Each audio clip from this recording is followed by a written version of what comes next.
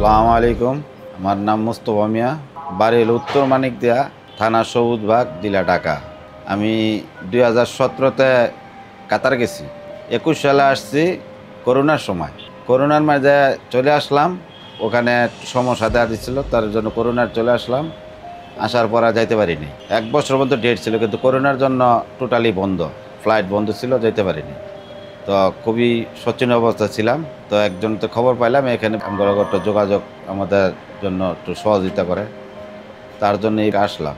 আসার পরে আমাদের কিছু সহযোগিতা করছে।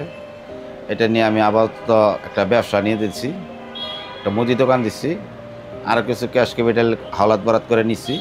যদি এটা একটু হেল্প করে তাহলে আমরা একটা ব্যবসা বাণিজ্য করে সুখ সালামত চলতে পারি আর কি।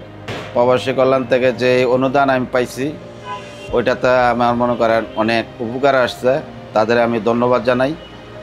আর যারা এখন বর্তমানে প্রবাসী আছে, যারা ক্ষতিগ্রস্ত হয়ে আসবে, তাদের যেন এখান থেকে কিছু অনুদান দিলে যাতে তারা ক্ষতিগ্রস্ত থেকে মুক্তি পায়।